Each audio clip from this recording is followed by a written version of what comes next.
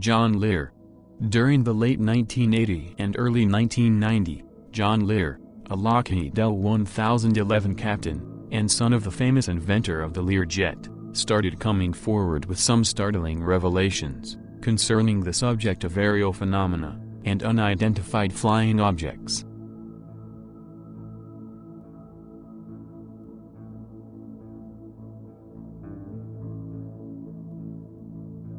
Robert Dean. Dean retired from the U.S. Army as a command sergeant major, after a 28-year career. He has appeared on radio programs, TV documentaries and at conferences discussing the subject of UFOs, and a government cover-up of alien visitations of Earth.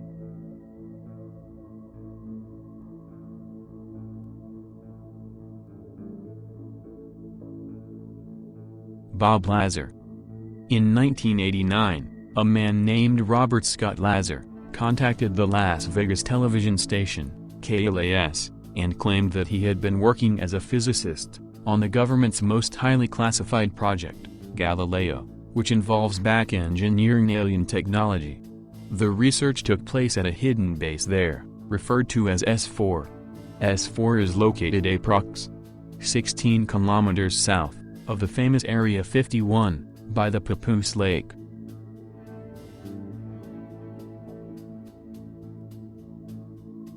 Dr. J. Alan Hynek.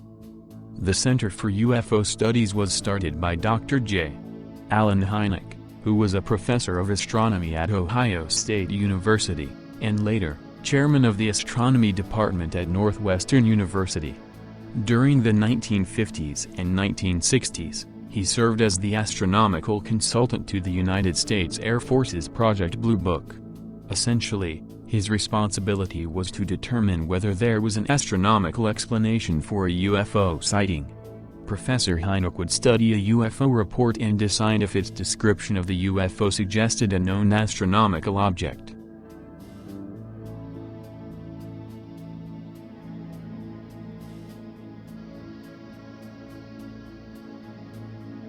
Major Donald D. Kehoe.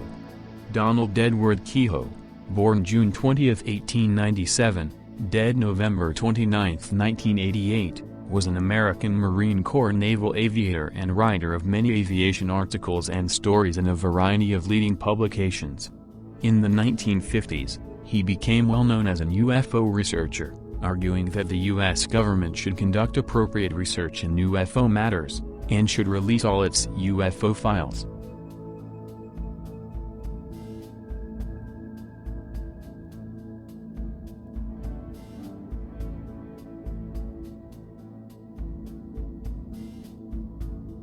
Dr. James E. McDonald. James Edward McDonald, born May 7, 1920, dead June 13, 1971. He is best known for his research regarding UFOs. McDonald was senior physicist at the Institute for Atmospheric Physics and professor in the Department of Meteorology, University of Arizona, Tucson.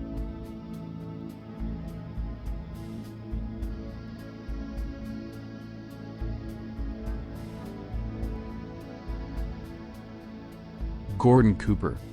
One of the original Mercury astronauts and the last American to fly in space alone. On May 15, 1963 he shot into space in a Mercury capsule for a 22-orbit journey around the world.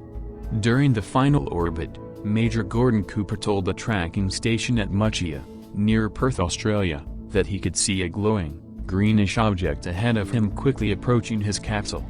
The UFO was real and solid, because it was picked up by Muchia's tracking radar. Cooper's sighting was reported by the National Broadcast Company, which was covering the flight step by step, but when Cooper landed, reporters were told that they would not be allowed to question him about the UFO sighting.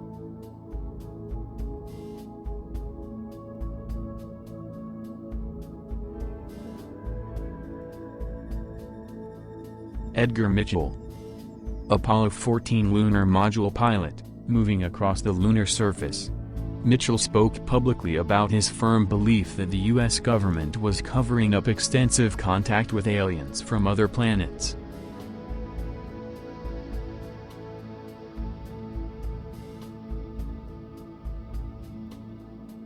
Major Jesse Marcel. Jesse Marcel, who has died aged 76, was an American ear, nose and throat specialist who insisted, until the end of his life, that as a child he had handled debris from a flying saucer.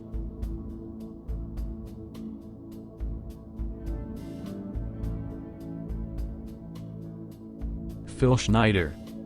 Phil Schneider was a self-taught geologist and explosives expert.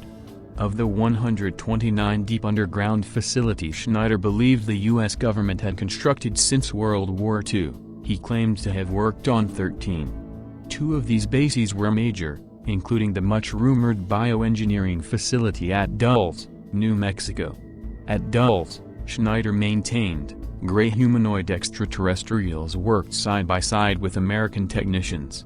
In 1979, a misunderstanding arose. In the ensuing shootout, 66 Secret Service, FBI and Black Berets were killed along with an unspecified number of Greys. It was here he received a beam weapon blast to the chest which caused his later cancer. Many have confirmed that a large scar indeed existed.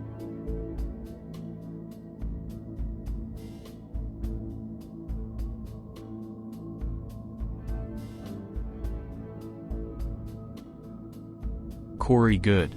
Identified as an intuitive empath, Corey Goode was recruited through one of the MyLab programs at the young age of 6. MyLab is term coined for the military abduction of a person that indoctrinates and trains them for any number of military black ops programs. Goode trained and served in the MyLab program from 1976-1986-87. Toward the end of his time at MyLab he was assigned to fill in the support role for a rotating Earth delegate seat, shared by secret Earth government groups, in a human-type ET Superfederation Council.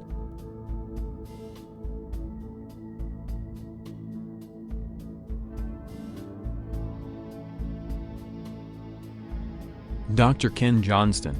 Consultant employed by Brown and Root, in the Lunar Receiving Laboratory of the NASA Johnson Center in 1971. He was involved in storing, curating, and cataloging Apollo images, and moon rocks. One important aspect of his job was to package and ship lunar samples to science labs. It was during this time that he alleges to have seen NASA photo technicians painting out details of anomalies and UFOs in lunar photos taken during Apollo missions.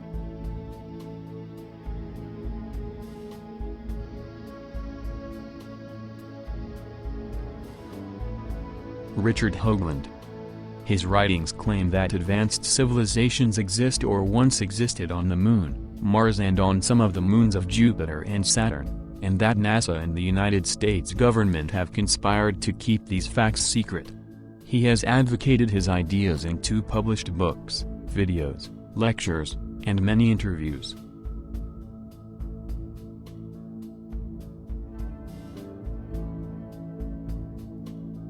Dr. Norman Bergrun. A decorated former NASA scientist has claimed the U.S. Space Agency has proof that alien crafts have been orbiting Saturn for years, but the shocking fact has been withheld from the public.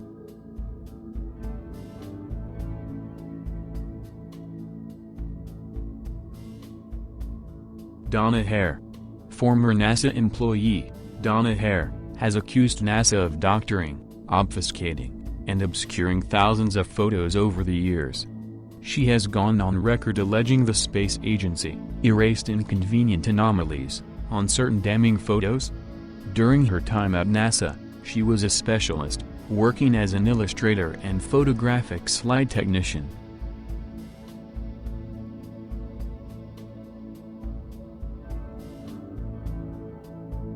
Former NASA engineer John Schuessler. A Denver area resident and retired aerospace engineer from Lockheed Martin. He worked at NASA on nearly every manned U.S. space flight since its inception. In a March 19, 2008 lecture in Lakewood, Co., Schuessler talked about seeing an unfamiliar photo from one of the Apollo moon landings. He is a founding member of the Mutual UFO Network, administrator for the MUFON Medical Committee and a member of the UFO Research Coalition Board of Directors. He has authored more than 100 technical papers, articles and book chapters. He is the author of 2 books, UFO-related Human Physiological Effects and the Cashlandream UFO Incident.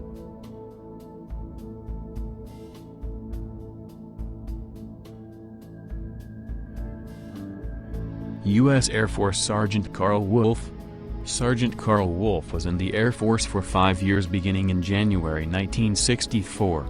He had a top-secret crypto clearance and worked with the Tactical Air Command at Langley AFB in Virginia. While working at a NSA facility, he was shown photographs taken by the lunar orbiter of the Moon that showed detailed artificial structures.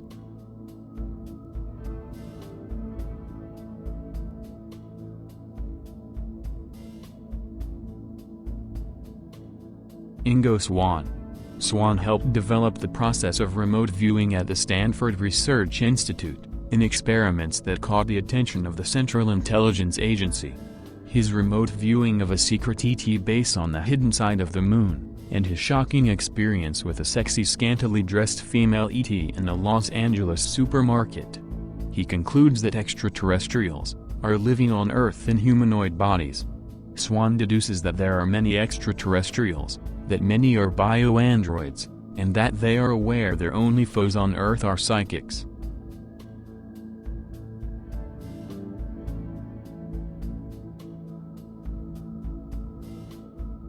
Retired Colonel Charles Halt. Colonel Charles Halt has collected sworn statements from air traffic controllers, on duty in 1980 at Bentwaters. They tell him that they witnessed a UFO on radar, performing incredible aerial maneuvers. And they were afraid of talking about this, until they retired.